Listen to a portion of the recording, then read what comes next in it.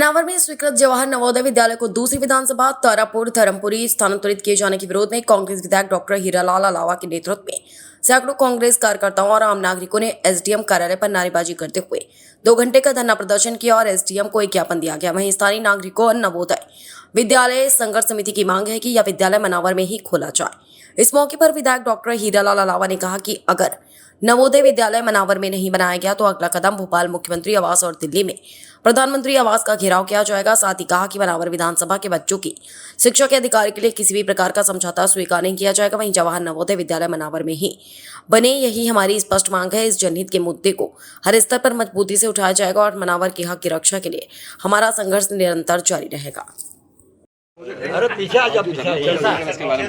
मैं डॉक्टर हीरालाल अलावा मनावर विधायक और मनावर विधानसभा क्षेत्र की 4.5 लाख से ज़्यादा आबादी की तरफ से हमारी मांग है महामहिम राष्ट्रपति महोदय और मध्य प्रदेश राज्यपाल महोदय से कि जो केंद्र सरकार ने धार जिले के लिए नवोदय विद्यालय आवंटित किया है वो मनावर की भौगोलिक और क्षेत्र की दृष्टि देखते हुए मनावर क्षेत्र के विधानसभा क्षेत्र के अंदर ही नवोदय विद्यालय भवन का निर्माण शुरू होना चाहिए, क्योंकि लंबे समय से क्षेत्र की जनता के माध्यम से मांग उठती रही कि मनावर विधानसभा क्षेत्र में नवोदय विद्यालय खुलना चाहिए।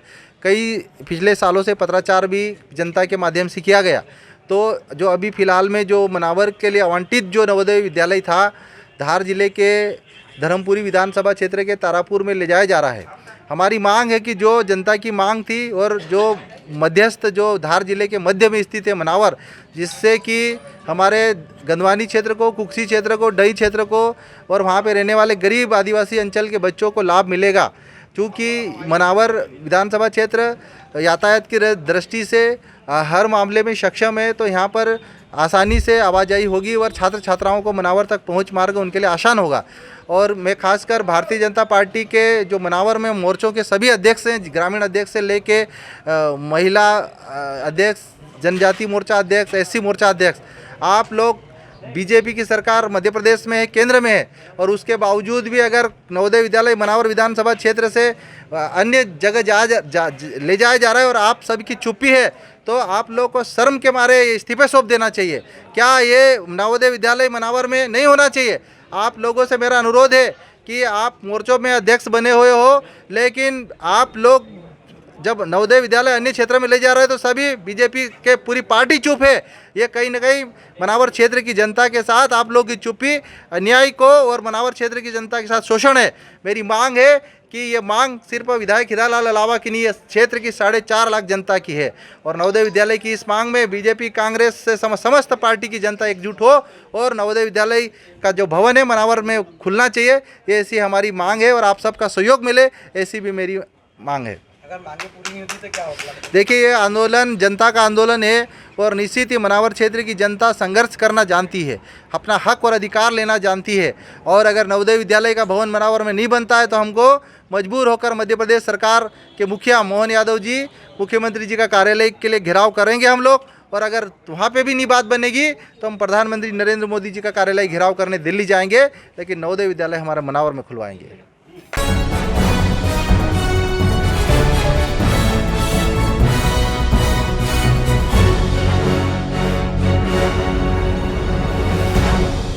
इंदौर एसटीएफ ने अंतर्राज्यीय अवैध हथियार तस्करी के खिलाफ बड़ी कार्रवाई करते हुए 2 शातिर तस्करों को गिरफ्तार किया है। आरोपियों के कब्जे से 5 अवैध देसी पिस्टल बरामद की गई, जिनकी अनुमानित कीमत करीब 1.5 लाख रुपए बताई जा रही है। पुलिस अभी यह पता लगाने में जुटी है कि आरोपी हथियार किस गिरोह से लाते थे और इन्हें किसे सप्लाई करने वाले थे। स्पेशल टास्क फोर्स इंदौर को मुखबिर से सूचना मिली थी कि 2 युवक अवैध हथियार लेकर ओमेक्स सिटी बुरहानपुर रोड की ओर पैदल जा रहे हैं। सूचना के आधार पर एसटीएफ टीम ने घेराबंदी कर दोनों संदिग्धों को पकड़ लिया। तलाशी लेने पर आरोपियों के कब्जे से 5 अवैध देसी पिस्टल बरामद हुई, जिनकी अनुमानित कीमत 1,50,000 रुपए है। गिरफ्तार आरोपियों की पहचान हनुमान चौधरी पिता जगजाराम चौधरी उम्र 21 वर्ष, निवासी ग्राम धनड़, थाना धनड़, जिला बाड़मेर, राजस्थान, हाल मुकाम शिवगौलरी, थाना लालबाग, जिला बुरहानपुर, और विजय कराड़े पिता सुरेश कराड़े उम्र 19 वर्ष, निवासी ग्राम पाचौरी, थाना खकनार, जिला बुरहानपुर के रूप में हुई है। दोनों आरोपियों के खिलाफ एसटीएफ इंदौर में आर्म्स एक्ट के तहत मामला दर्ज किया गया है। पूछताछ में पुलिस यह जानने का प्रयास करे कि आरोपी हथियार किस व्यक्ति या गिरोह से लेकर आए थे और इन्हें आगे किसे सप्लाई करने वाले थे। साथ ही इस पूरे अवैध हथियार नेटवर्क से जुड़े अन्य लोगों की भी तलाश की जा रही है। एसटीएफ इंदौर इकाई द्वारा श्रीमान एडीजी महोदय डी निवास वर्मा साहब और डीआईजी साहब राहुल लोहार साहब और एआईजी राजेश भदौरिया साहब के मार्गदर्शन में, मेरे निर्देशन में, डीएसपी राजेश चौहान साहब के मार्गदर्शन में टीम के नेतृत्वकर्ता टीआई चौहान साहब, रमेश चौहान साहब और उप निरीक्षक संध्या मेहताम के नेतृत्व में टीम बुरहानपुर में मुखबिर की सूचना पर कि दो लड़के खरनार तरफ से बुरहानपुर तरफ कुछ पिस्टलें अवैध हथियार लेकर आ रहे हैं। सूचना तस्दीक और पुख्ता होने से तस्दीक हेतु रवाना टीम को की गई।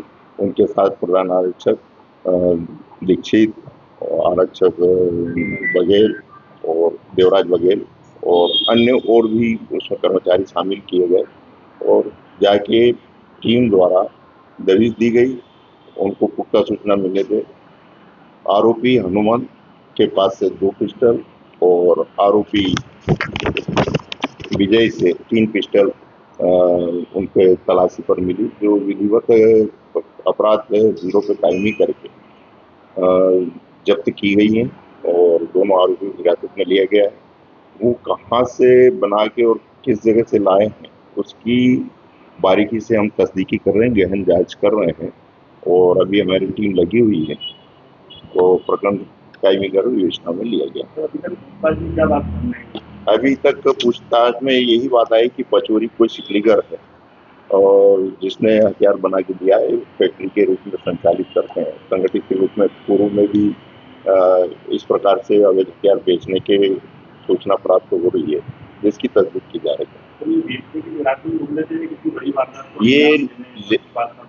ये लेके जा रहे थे, अब इसके बारे में भी बारीकी से पता किया जा रहा है कि किस मकसद से ले जा रहे हैं।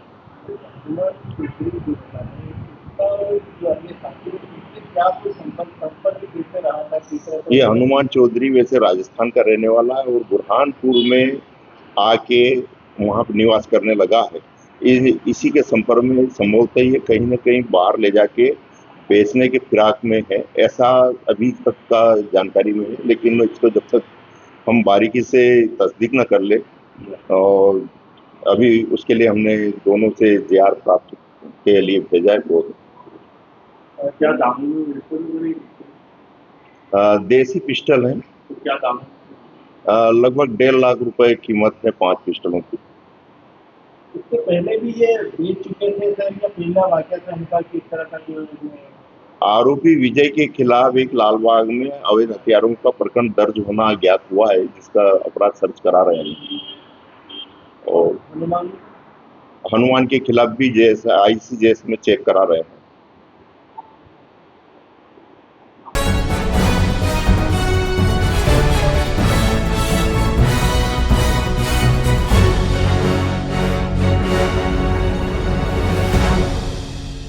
गुरु वो होते हैं जो विचारों का अनुसंधान करते हैं।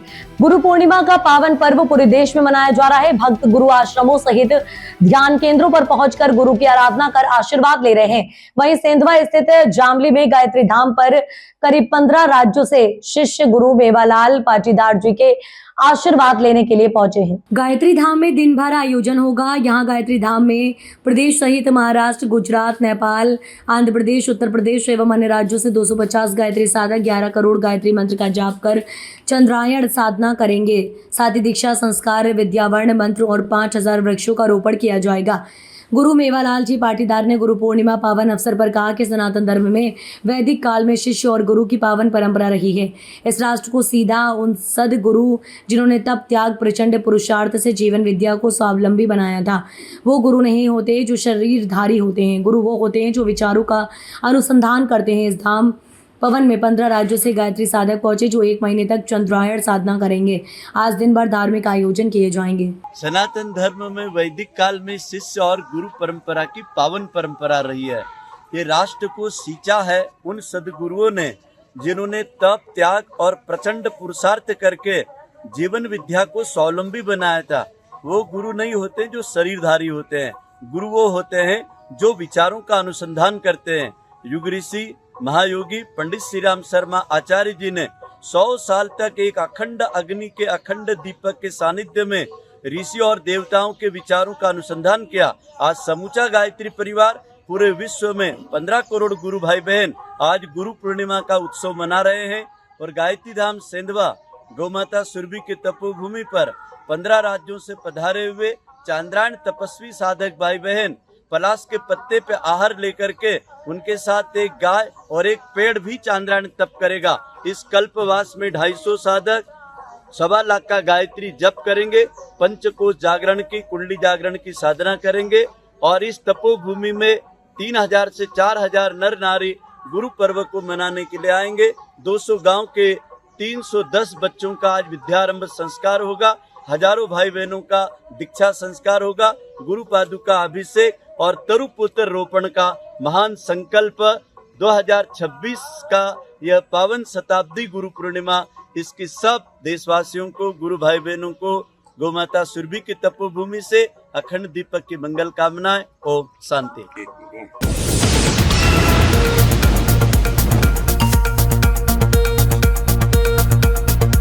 खलघाट में टेम्पो चालकों द्वारा प्रस्तावित एक दिवसीय हड़ताल यातायात पुलिस की समझाइश के बाद समाप्त हो गई।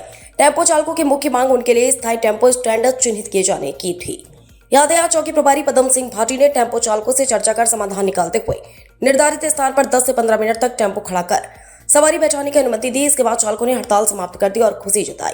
यदि हड़ताल होती तो स्थानीय यात्रियों और रोजाना सफर करने वाले लोगों को काफी परेशानियों का सामना करना पड़ता, लेकिन समय रहते हुए समाधान निकालने से आमजन को राहत मिली। इस दौरान यातायात प्रभारी ने सभी चालकों को सख्त निर्देश दिए कि क्षमता से अधिक सवारी न बैठाएं, वाहनों का नियमित मेंटेनेंस रखें तथा वाहन के सभी आवश्यक दस्तावेज साथ रखें। नियमों का उल्लंघन करने पर दंडात्मक कार्रवाई की जाएगी। क्या मांगे थी आपकी यहाँ पे? हमारी मांगे ये थी कि हमको रोड से साइड से लगा के टेम्पो चलाने दिया जाए, हमको एक स्टेशन कुछ भी दिया जाए। तो जो हमको सर भाटी जी ने हमको मान ली गई हमारी बातों को और हमको एक जगह दे दी गई है और भाई हमको इसके लिए कोई शिकायत नहीं है। बस ये है कि जो हमारे आइट साइड से जो अतिक्रमण में जो दुकानें वाले हैं वो हमको परेशान करते हैं और कुल मिला के हमको आगे पीछे भगाते हैं। तो बस हमको भी हम भी कुछ जीने आए हैं और कुछ कमा के खाने आए हैं। बस हमारी ये गुजारिश है कि हमको साइड से लगा के गाड़ी चला के क्या थाने पे आवेदन करा कि नहीं करा? बस हम आवेदन तैयार करवा के देने वाले हैं सर, थाने पे देने वाले हैं, तहसील पे देने वाले हैं और जहाँ पे भी जहाँ जरूरी कागज जहाँ देना होता है वहाँ देने के लिए हम तैयार हैं। आपका नाम? मेरा नाम महेश भार्गव। आज टेम्पो वालों की हड़ताल थी, क्या समस्या हल हुई? इनकी समस्या थी जगह को लेकर, स्टैंड पे लगाने को लेकर। तो कल शाम को मीटिंग रखी गई है थाने टीआई साहब, वो उसमें कितने टेम्पो है? करीब अभी तो 150 टेम्पो है। 150 टेम्पो है टोटल, तो बाकी अभी तो 30-40 सभी टेम्पो वैध है?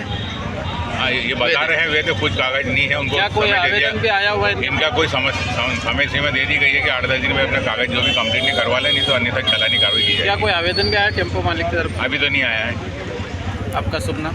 मैं हाईवे पुलिस चौकी खलघाट से पदम सिंह भाटी। कंप्लीट कर लो बिल्कुल मैंने फिटनेस से परमिट हो गया और परमिट हो जाएगा। हमने उन्हीं कह रहा ना परमिट, फिटनेस तो हो गया ना, फिटनेस बीमा है सब, लाइसेंस कंप्लीट रखो। हाँ बिल्कुल बीमा कंप्लीट रखो। अभी सब चीज़ तुम्हारे कई गाड़ियों के अभी चेक करूँ, बहुत सारी की नहीं। हाँ नहीं है ना सर, बहुत सी गाड़ियों का बोला था तुमको 8 दिन का समय दिया है, अपना पहले कार्य।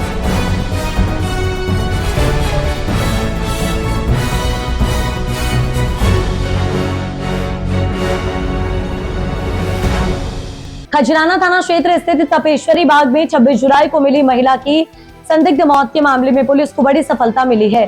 खजराना पुलिस ने त्वरित कार्रवाई करते हुए महज 48 घंटे के भीतर इस अंधे कत्ल की गुत्थी को सुलझा लिया है। जांच में सामने आया कि 5 साल पुराने रिश्ते के बाद युवती द्वारा शादी से इनकार करने पर उसके प्रेमी ने ही गला घोट कर उसकी निर्मम हत्या कर दी थी। पुलिस को गुमराह करने और साक्ष्य मिटाने की नियत से आरोपी ने हत्या के बाद शव को जलाने का प्रयास किया था। पुलिस ने आरोपी बॉयफ्रेंड को गिरफ्तार कर लिया है। मिली जानकारी के मुताबिक गत 26 जुलाई को तपेश्वरी बाग खजराना में एक महिला का जला हुआ शव मिलने की सूचना पर मर्ग कायम कर जांच शुरू की गई है। शुरुआत में मामला आत्महत्या का प्रतीत हो रहा था, लेकिन एफएसएल जांच और पोस्टमार्टम रिपोर्ट के आधार पर पुलिस को हत्या का संदेह हुआ। इसके बाद वरिष्ठ अधिकारियों के निर्देशन में खजराना पुलिस ने घटनास्थल और आसपास के सीसीटीवी फुटेज खंगाले। सघन पड़ताल के बाद पुलिस ने संदिग्ध के रूप में मृतका के मित्र मयंक को चिन्हित किया। पुलिस ने तत्परता दिखाते हुए हुए फरार आरोपी मयंक शाह के निवासी डबरा को घेराबंदी कर गिरफ्तार कर लिया। पूछताछ में आरोपी मयंक स्नातक उत्तीर्ण है और इलेक्ट्रीशियन का काम करता है। उसने कबूल किया है कि दोनों में 5 साल की मित्रता थी। मृतका द्वारा अचानक शादी करने से इनकार करने पर उसने आवेश में आकर युवती का गला दबाकर हत्या कर दी और घटना को हादसे या खुदकुशी का रूप देने के लिए शव को आग के हवाले कर दिया। खजराना पुलिस ने आरोपी के खिलाफ हत्या व साक्ष्य छिपाने की धाराओं में केस दर्ज कर आगे की वैधानिक कार्रवाई शुरू कर दी है। पुलिस थाना खजराना के अंतर्गत 26 जुलाई को एक सूचना मिली थी कि तपेश्वरी बाग में एक लड़की है जो अपने एक फ्लैट में किराए से रहती थी और उसमें वो मृत अवस्था में मिली है। सूचना पर थाना प्रभारी खजराना FSL टीम जब वहाँ मौके पर पहुंचे और बारीकी से जब इंस्पेक्शन किया गया तो कुछ उसमें संदेह के पॉइंट्स मिले। इस आधार पर जब उसको डेवलप किया गया तो इसमें एक हत्या का मामला आया है और इसमें बेसिकली ये जो लड़की थी वो ICICI बैंक में प्राइवेट रूप से काम करती थी और हरदा की रहने वाली थी। लड़की की उम्र लगभग 23-24 साल की थी और हरदा की रहने वाली थी। मृतिका का नाम पलक था और ये यहाँ पे काम करती थी, अकेली रहती थी। और उसकी एक जो दोस्ती मयंक नाम के लड़के से हुई थी जो काफ़ी लंबे समय से लगभग 4-5 साल से संपर्क में थी और उसका आना जाना भी काफ़ी फ्रिक्वेंट था। बाद में अभी जब वो लास्ट उसमें 26 जो एक दिन पहले जब वो आया तो उसने शादी की शर्त रख दी और उस पर लड़की ने मना किया।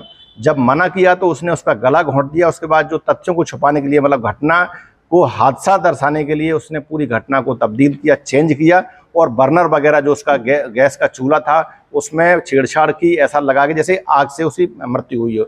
चूँकि घटना स्थल से काफ़ी चीज़ें मिली थी, उसके बाद फुटेज के आधार पर बाकी जो टेक्निकल एनालिसिस के आधार पर आरोपी को आइडेंटिफाई किया है और मयंक नामक जो आरोपी बेसिकली जो डबरा का रहने वाला है और इलेक्ट्रीशियन मतलब बेसिक जो मैकेनिकल इलेक्ट्रीशियन का काम करता है उसको पुलिस ने इसमें गिरफ्तार किया है।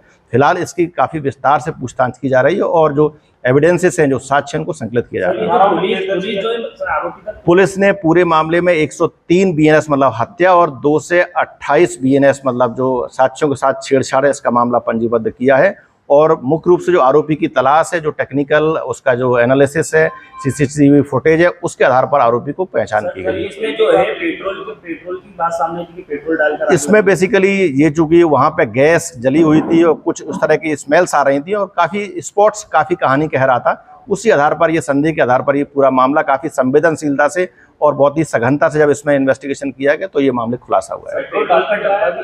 नहीं, उसमें मतलब चूंकि उसमें कुछ ऐसे जो हेयर्स थे उसमें भी कुछ ऐसे मतलब स्मेल भी आ रही थी, साथ में वहाँ जो बर्नर वगैरह था गैस का वो भी खुला हुआ था।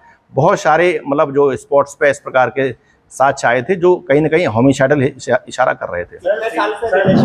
लगभग ये 4-5 साल से इनकी आपस में दोस्ती थी। जो ये CCTV फुटेज में पेट्रोल का डब्बा ले जाते हुए आरोपी दिखा था, इसमें ये बताया है कि चूंकि ये आरोपी की पहचान काफ़ी ट्रेलिंग की गई, मैपिंग की गई, उसके आधार पर ही आरोपी की पहचान की गई।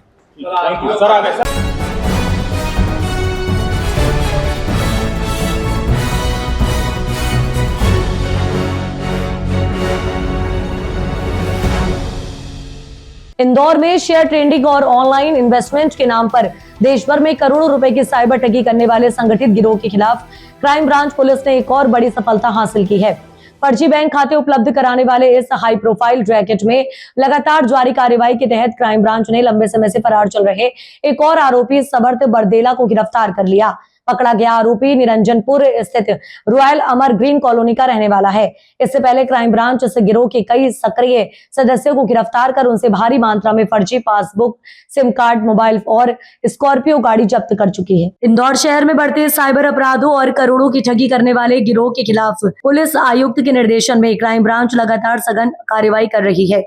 थाना परदेशीपुरा में दर्ज फरियादी की शिकायत के जांच के दौरान क्राइम ब्रांच ने फर्जी बैंक खातों के जरिए नेटवर्क चलाने वाले संगठित गिरोह का पर्दाफाश किया था। पूर्व में गिरफ्तार आरोपी जय सूर्यवंशी और जतिन से पूछताछ व तकनीकी विश्लेषण के बाद पुलिस ने आकाश विश्वकर्मा, प्रवीण पाल और आशीष पुरी को गिरफ्तार किया था। इसी कड़ी में अब क्राइम ब्रांच की टीम ने कार्रवाई करते हुए मामले में फरार चल रहे आरोपी समर्थ बरदेला पिता महेंद्र बरदेला निवासी रॉयल अमर ग्रीन कॉलोनी निरंजनपुर थाना लसोड़िया को दबोच लिया। जांच में सामने आया है कि आरोपी समर्थ और उसके साथी भोले भाले लोगों के नाम से बैंक खाते खुलवाकर उनकी पूरी banking kit, chequebook, passbook, ATM और सिम साइबर ठगों के मास्टरमाइंड तक पहुंचाते थे। इन बैंक खातों का उपयोग देश के अलग अलग राज्यों में शेयर ट्रेडिंग और ऑनलाइन निवेश के नाम पर की गई ठगी के पैसों को मंगाने और ट्रांसफर करने में किया जाता था।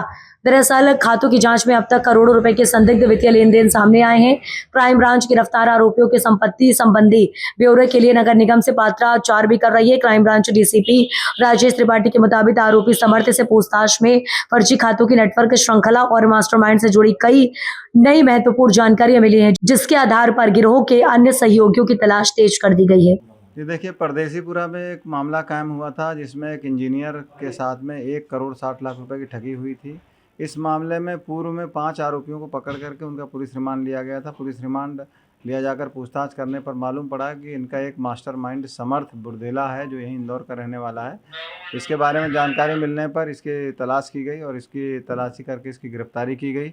इससे पूछताछ पर ये मालूम पड़ा कि इसके द्वारा ही ये नेटवर्क संचालित किया जा रहा था, जिसमें मोबाइलों को अपने पास रखना, करंट अकाउंट खुलवाना और फिर उनके OTP और वो सब अपने कंट्रोल में रखना, और जितने भी फ्रॉड के पैसे हैं उन पैसों को अकाउंटों में डलवा करके फ्रॉड जो मुख्य जो करता धरता हैं, जो मुख्य इनके सरगना के गिरोह के मुख्य से लोग हैं, उन तक ये पैसा पहुंचाने का ये काम करता था। इसलिए इसकी गिरफ्तारी कल की गई है। किस तरह से ये प्रलोभन देता था? ये लोगों को ये प्रलोभन देता है कि यदि करंट अकाउंट में इसके सेविंग्स, मतलब करंट अकाउंट में ये 5% का या किसी को 6% का प्रलोभन देता है कि जो भी पैसे का ट्रांजैक्शन होगा हम 5% आपको देंगे। और सेविंग्स अकाउंट में ये फिक्स्ड इनकम की बात करते हैं कि हम 10,000 रुपये पर मंथ आपको देते रहेंगे। तो इस तरह से जिस तरीके से भी लोगों को झांसे में ले लिया जाए, और कई बार इसमें लोगों को ज़्यादा जानकारी भी नहीं रहती है और वो इसके जो है फ्रॉड के आरोपी बन जाते हैं। और मुख्य ये भी व्यक्ति जो है समर्थ है, ये इसके ऊपर भी बहुत सारे अभी जो कॉलर जो लोग पीड़ितों को कॉल करके और पैसा ऐंठने का काम करते हैं, इसके उससे भी संबंध है। और अब इसके बारे में ऊपर की लिंक की जानकारी लेने की कोशिश की जा रही है।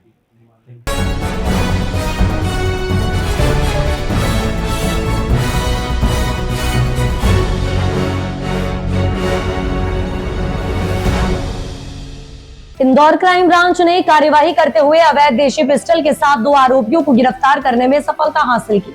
पकड़े गए दोनों आरोपियों से पुलिस ने 4 देशी पिस्टल, मैगजीन और 4 जिंदा कारतूस भी जब्त किए हैं। दरअसल इंदौर क्राइम ब्रांच को मुखबिर से सूचना मिली थी कि राजेंद्र नगर थाना क्षेत्र के रीजनल पार्किंग के सामने एक 4 व्हीलर वाहन में 2 संदिग्ध लोग बैठे हुए हैं। पुलिस द्वारा वाहन को घेराबंदी कर तलाशी लेने और नाम पता पूछने पर अपना नाम सोहेल उर्फ बलबली और परसराम होना बताया।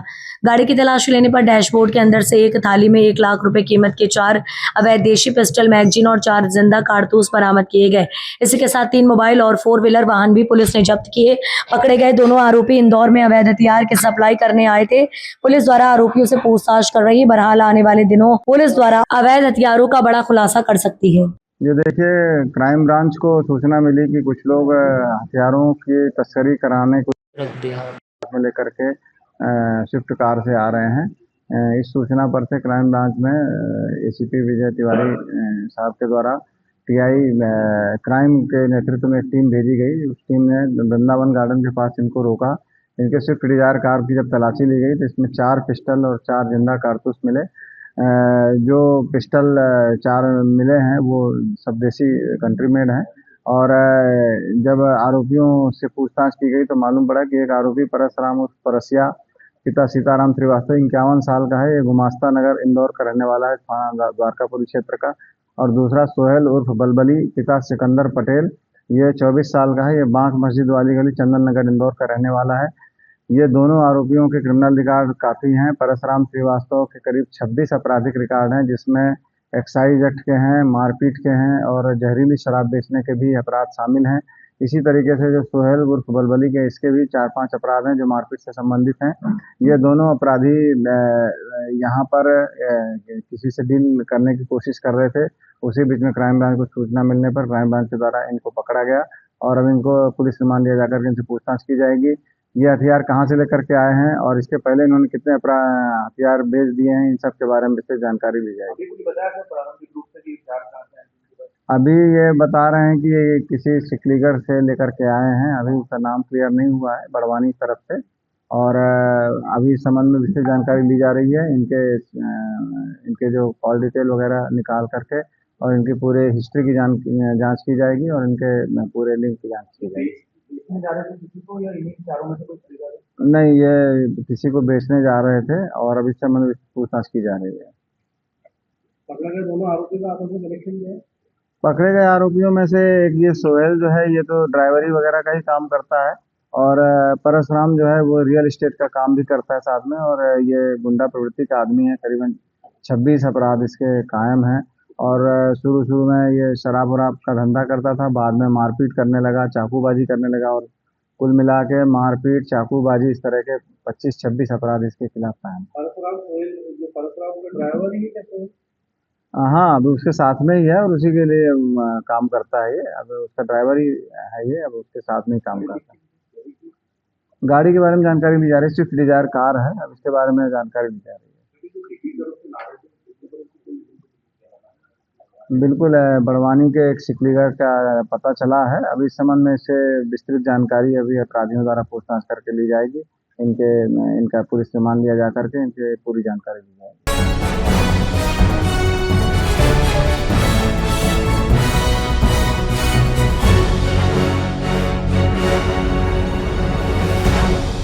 शाजापुर में युवा कार्यक्रम एवं खेल मंत्रालय भारत सरकार के अंतर्गत मेरा युवा भारत द्वारा नशा मुक्त युवा फॉर विकसित भारत अभियान के अंतर्गत जिला स्तरीय रचनात्मक प्रतियोगिताओं का आयोजन स्थानीय उत्कृष्ट विद्यालय परिसर में किया गया।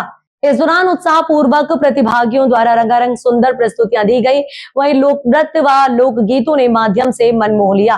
कार्यक्रम के अंत में एसपी प्रियंका शुक्ला ने प्रतियोगिता के विजेताओं को प्रशस्ति पत्र व स्मृति चिन्ह देकर पुरस्कृत किया। कार्यक्रम में जिले भर के विभिन्न विद्यालयों एवं महाविद्यालयों से 250 से अधिक युवाओं ने उत्साहपूर्वक सहभागिता की। कार्यक्रम में गायन, लोक नृत्य, भाषण, वाद विवाद, कविता लेखन, स्लैम पोएट्री, चित्रकला, नुक्कड़ नाटक, शॉर्ट फिल्म, रील मेकिंग एवं नारा लेखन सहित विभिन्न रचनात्मक प्रतियोगिताओं का आयोजन किया गया।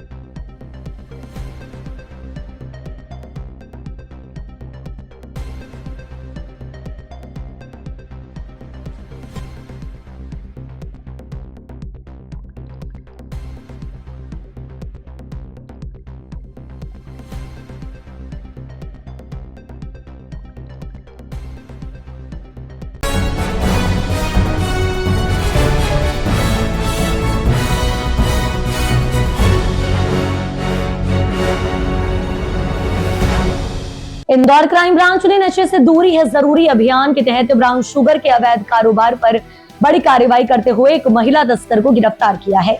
पुलिस का दावा है कि आरोपी महिला लंबे समय से ब्राउन शुगर की तस्करी से जुड़ी हुई है। मामले में ड्रग्स नेटवर्क से जुड़े अन्य लोगों की भी तलाश की जा रही है। इंदौर क्राइम ब्रांच द्वारा अवैध मादक पदार्थों के खिलाफ लगातार अभियान चलाया जा रहा है। इसी कड़ी में पूर्व में गिरफ्तार आरोपियों से पूछताछ के दौरान मिली जानकारी के आधार पर पुलिस ने ब्राउन शुगर तस्करी से जुड़ी महिला आरोपी गंगूबाई को प्रोडक्शन वारंट पर हिरासत में लेकर पूछताछ शुरू की है। पुलिस के अनुसार आरोपी महिला के खिलाफ पहले भी मादक पदार्थों से जुड़े कई मामले दर्ज हैं और वह लंबे समय से ब्राउन शुगर के अवैध कारोबार में सक्रिय रही है। Crime branch DCP Rajesh Tripathi ने बताया कि मामले की गहन जांच की जा रही है। ये पता लगाया जा रहा है कि आरोपी महिला को संरक्षण कौन दे रहा है और वह मादक पदार्थ कहां से लाकर सप्लाई करती थी। पूरे ड्रग्स नेटवर्क की कड़ियों को जोड़कर अन्य आरोपियों के खिलाफ भी सख्त कार्रवाई की जाएगी। डीसीपी राजेश त्रिपाठी ने कहा कि ब्राउन शुगर जैसी घातक ड्रग्स युवाओं का जीवन बर्बाद कर देती हैं। दरअसल उन्होंने कहा कि ड्रग्स तस्करों के खिलाफ पुलिस का अभियान लगातार जारी रहेगा और किसी भी आरोपी को बख्शा नहीं जाएगा। जैसे कि आपको जानकारी में होगा, अवैध मादक पदार्थों के खिलाफ कमिश्नर सर द्वारा लगातार क्राइम ब्रांच को युद्ध स्तर पर कार्रवाई किए जाने के निर्देश दिए जाते हैं। उसी कड़ी में एक बार पुनः ये पूर्व में सौरभ सोनकर और गौरव नागेश मालवी, इनको पकड़ा गया था। ये पाल्दा के रहने वाले हैं। इनके कब्जे से पहले 11 ग्राम ब्राउन शुगर पकड़ा गया था और जब पूछताछ की गई, पूछताछ में इन्होंने एक मयूर कौशिक नाम के व्यक्ति बताया था, वो उसकी अगली कड़ी थी, उसको भी उठा करके अरेस्ट किया गया। उससे जब पूछताछ की गई तो उसने पांगो बाई का नाम लिया। ये पांगो बाई मूसाखेड़ी की रहने वाली है और इसके काफ़ी क्रिमिनल रिकॉर्ड भी हैं। पूर्व में भी ये ब्राउन शुगर के कई अपराधों में बंद हो चुकी है और इसका नाम बताया, ये अभी जेल में ही थी। इसका जब मयूर कौशिक ने बताया तो इसको जेल से इसका प्रोडक्शन वारंट जारी करा करके इसको पुनः पुलिस रिमांड लिया गया है 31 तारीख तक और इसको अब इसमें मुलजिम बनाते हुए अब इससे आगे पूछताछ की जा रही है। पांगो बाई को कौन कौन संरक्षण दे रहे हैं और ये कहाँ से ड्रग्स लाती है, इस संबंध में विस्तृत पूछताछ की जाएगी। इसका नाम काफ़ी चर्चित है। पूर्व में भी ये कई ब्राउन शुगर के केस में अन्य थानों में भी बंद हो चुकी है। इनका पांगो बाई नाम कैसे था? अब इसका कोई इतिहास नहीं है। सरिता उर्फ पांगो बाई इसका निक नेम है, सरिता इसका नाम है और इसके पति विनय भूरिया, उम्र 36 साल, मूसाखेड़ी के रहने वाले।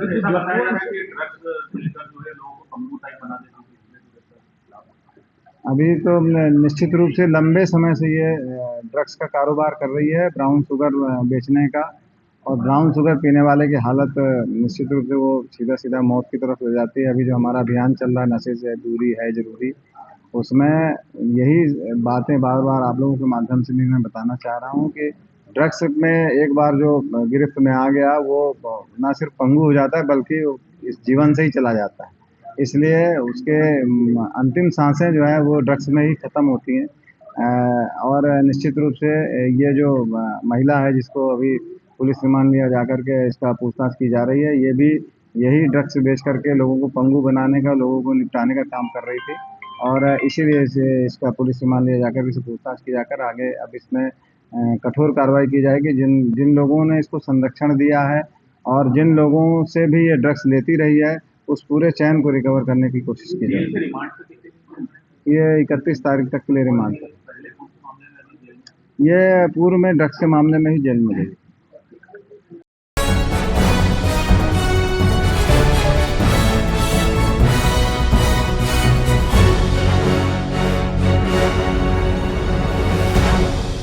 धार जिले के गंदवानी की ग्राम पंचायत काबरवा में कामधेनु गौशाला की हालत चिंताजनक बनी हुई है, जहां भूख और प्यास से गायों की मौतें हो रही हैं और जिम्मेदारों का इस ओर किसी भी प्रकार का कोई ध्यान नहीं है। वहीं इस गौशाला में जिम्मेदारों की उदासीनता के कारण गौशाला की हालत चिंताजनक हो गई है। साथ ही गौशाला में गायों की मौत और उसके बाद भूख से कमजोर हो चुकी गायों को कुत्ते नोचते हुए दिखाई दिए। वहीं इस गौशाला की और ग्राम पंचायत एजेंसी द्वारा किसी भी प्रकार का कोई ध्यान नहीं दिया जा रहा है, लेकिन जब इसकी खबर मनावर के गौसेवकों को लगी तो गौसेवकों द्वारा जब गौशाला जाकर देखा गया तो वहां की दुर्दशा देख गौसेवकों के होश उड़ गए। इस दौरान विश्व हिंदू परिषद के नेता व गौरक्षा प्रमुख बद्री चोयल ने गौशाला का निरीक्षण कर कहा कि गौशाला में गायों की दुर्दशा देख दुख हो रहा है। इस गौशाला में गायों की देखरेख में इस कदर लापरवाही बढ़ती जा रही है कि कई गायों की मौत भूख प्यास से तड़प कर हो रही है। साथ ही अभी भी 3 से 4 गायों की हालत चिंताजनक बनी हुई है। हमारी मांग है कि जो भी जिम्मेदार है उन पर कड़ी कार्रवाई नहीं की गई तो विश्व हिंदू परिषद व बजरंग दल चरणबद्ध आंदोलन करेगा। बद्री चोयल, विश्व हिंदू परिषद धार विभाग गौरक्षा प्रमुख। यहाँ पर देख के बड़ा दुख हो रहा है कि यहाँ की जो दुर्दशा है, जिसको हम माँ मानते हैं, उस माँ का जो स्थान है देख के मुझे बड़ा दुख हो रहा है कि यहाँ का जो पीने का पानी, सबसे पहले तो मैं पीने का पानी वो आप देखिए कि उसमें नीलपी आई हुई है, उसको पीने योग्य नहीं है। भूसा है अंदर देखे तो भूसा भी खाने योग्य नहीं। और गाय माता, 3 ऐसी गाय माता हमने देखी है कि जिसको कुत्ते नोच रहे हैं, कुत्ते। ये शासकीय गौशाला की दुर्दशा है, यहाँ की जो व्यवस्थापक है उनकी दुर्दशा है, उनकी लापरवाही है। ये उसको देख के मुझे बड़ा दुख हो रहा है कि यदि ऐसे लोग यदि लापरवाही करते तो उन पर सख्त कार्य होना चाहिए कि शासन द्वारा जो सहयोग मिलना चाहिए वो सहयोग भी मिल रहा है इनको, है ना। उसके बाद भी इस प्रकार की लापरवाही, इस प्रकार की दुर्दशा, ये देख के आज हमारे कार्यकर्ता कुछ समय सुबह से आए थे, यहाँ पर देखा और मुझे जानकारी दी। मैं विभाग का गौरक्षा प्रमुख हूँ, मुझे जानकारी दी कि भाई साहब वहाँ पर जाके देखिए गाय माता इस हाल में पड़ी है जिसको कुत्ते 7-7, 8-8 कुत्ते नोच रहे हैं। और यहाँ के सचिव और यहाँ का जो भी इसके है प्रभारी, उनको पहले कई बार अवगत करवाया कि यहाँ की गौशाला को आप देखिए, कि यहाँ का जो भूसा है वो भी खाने योग्य नहीं है। इस प्रकार से आज मैं पत्रकार बंधुओं के माध्यम से बताना चाहता हूँ, यदि इस पे शासन और प्रशासन का ध्यान नहीं गया तो हम चरण से आंदोलन करेंगे विश्व हिंदू परिषद के माध्यम से और गोरक्षा विभाग के माध्यम से। और अगला जो घेराव है, यहाँ के जो भी इसका इंचार्ज पता लगाते हैं हम, उसके ऑफिस का घेराव होगा कि यहाँ की जो अनियमितता उसको सख्त सुधारे। जो गौशाला को जो देख रहे हैं, इन पे कार्रवाई होना चाहिए कि हम इस प्रकार से संचालन कर रहे हैं।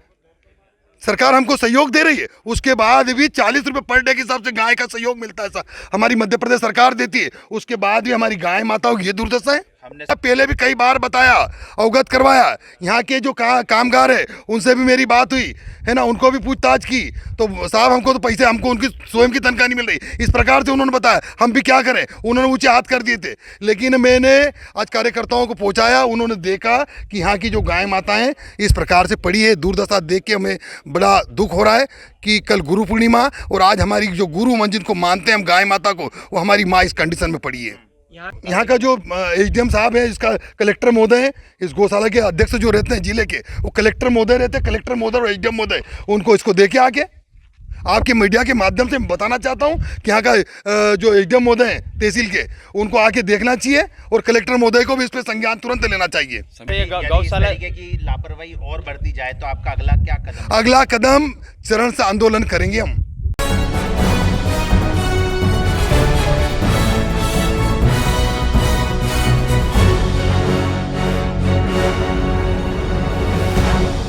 बड़वानी जिले के अंजड़ नगर की बेटी सायमा मंसूरी ने नीट परीक्षा में 700 अंक में से 585 अंक लाकर जिले में प्रथम रही, जिसका आज बुधवार दोपहर 12 बजे के आसपास प्रभारी मंत्री डॉक्टर गौतम टेटवाल द्वारा सम्मानित किया गया। दरअसल भारतीय जनता युवा मोर्चा मंडल अंजड़ द्वारा आयोजित कार्यक्रम में नीट परीक्षा में उत्तीर्ण हुई अंजड़ की बेटी कुंवारी सायमा मंसूरी का सम्मान प्रभारी मंत्री श्री टेटवाल के हाथों करवाया गया। इस दौरान भाजपा जिलाध्यक्ष अजय यादव, पूर्व भाजपा जिलाध्यक्ष ओम खंडेलवाल, पूर्व सांसद सुभाष पटेल भाजयुमो, जिलाध्यक्ष निशांत पवार भाजयुमो, मंडलाध्यक्ष अंकित खंडेलवाल भाजयुमो, प्रदेश जनजाति कार्य प्रमुख श्री प्रीतम बडोले, अंजड़ भाजपा मंडलाध्यक्ष ऋतुराज तोमर, नगरपालिका अध्यक्ष मांगीलाल मुकाती सहित भाजपा और युवा मोर्चा कार्यकर्ताओं की उपस्थिति में सायमा मंसूरी के घर पहुंच सम्मान किया गया। वहीं प्रभारी मंत्री गौतम टेटवाल के द्वारा सायमा मंसूरी को 21,000 रुपए देने का आश्वासन दिया। इस अवसर पर भाजपा युवा मोर्चा के सभी कार्यकर्ता एवं भारतीय जनता पार्टी के सभी सदस्य उपस्थित रहे। अंजड़ से देवेंद्र यादव।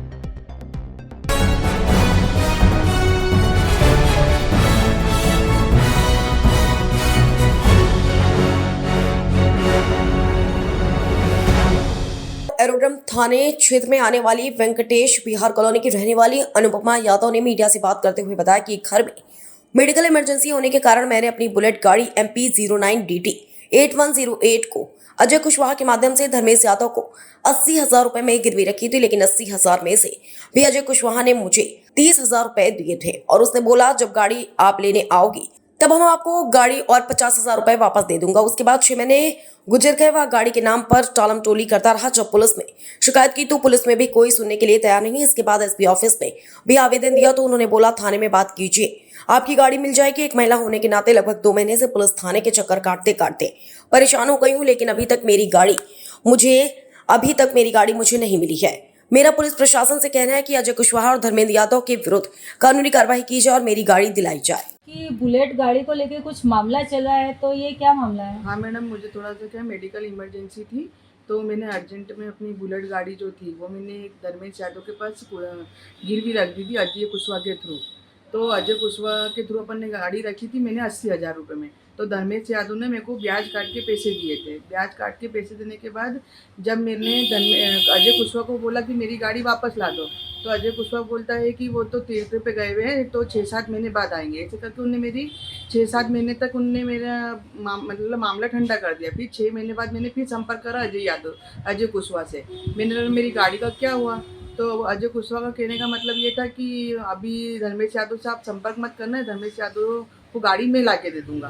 फिर मैंने धर्मेंद्र यादव से फिर कोई संपर्क नहीं करा। फिर बहुत दिन होगा तो मैंने डायरेक्ट फिर धर्मेंद्र यादव से संपर्क करा। जब मैंने धर्मेंद्र यादव से संपर्क करा तो मैंने धर्मेंद्र यादव को बोला कि मेरी गाड़ी चाहिए, मुझे बहुत दिन हो गए। तो धर्मेंद्र यादव को मैंने बोला ब्याज समेत आपका जो भी बन रही है आप ले लो, मेरी गाड़ी दे दो। तो धर्मेंद्र यादव को कहने का मतलब है कि गाड़ी तो मेरे पास है नहीं, अजय कुशवाहा 80,000 रुपये दे के गाड़ी ले गया। अब मेरे से बिना पूछे ही धर्मेंद्र यादव ने अजय कुशवाहा को गाड़ी कैसे दी थी? गाड़ी मेरे नाम है, मैं कंटिन्यू किस्त भर रही हूँ, गाड़ी की एक भी किस्त मेरी बाउंस नहीं है। अब जब मैं जब बोलने गई हूँ तो अब वो मेरी गाड़ी दे नहीं रही, अजय कुशवाहा मुझे मिल नहीं रहा, फरार है। और मैं इस कारण मैंने थाने पे भी रिपोर्ट डाली, अजय कुशवाहा के नाम की सीमेंट लाइन पे भी डाली है, और मैं एसपी ऑफिस में सब दूर मैंने अपना आवेदन दे चुकी हूँ।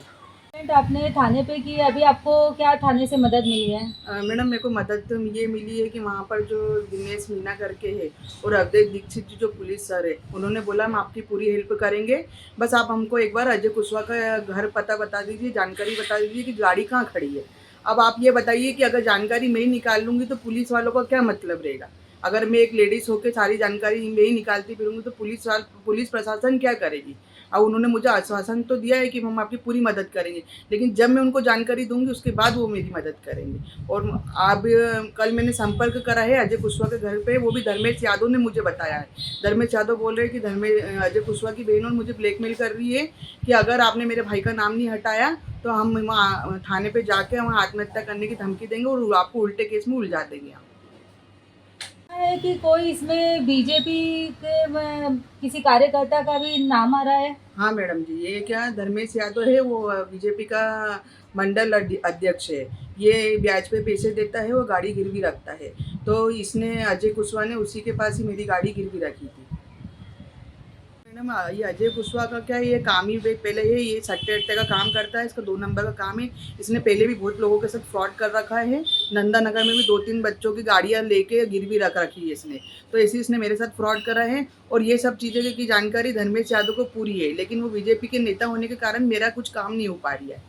तो मतलब बीजेपी के नेता का सपोर्ट से आपकी गाड़ी की आपको मतलब तकलीफ हो रही है? हाँ मैडम, वो बीजेपी के मंडल अध्यक्ष है जो धर्मेंद्र यादव है, वो मुझे झूठ बोल रहे कि दीदी मैं आपका करवाऊंगा, लेकिन जब मेरे बिना पूछे उनने अजय को गाड़ी कैसे दे दी? गाड़ी मेरे नाम में कंटिन्यू किस्त जारी है, उसकी हर चीज़ मेरे प्रति। फिर भी उसके बाद धर्मेंद्र यादव को कहने का मतलब ये है कि मैंने अजय कुशवाहा को गाड़ी दे दी, तो गाड़ी मेरी तो उन्होंने अजय कुशवाहा को कैसे दे दी? आपका परिचय? मैं अनुपमा यादव।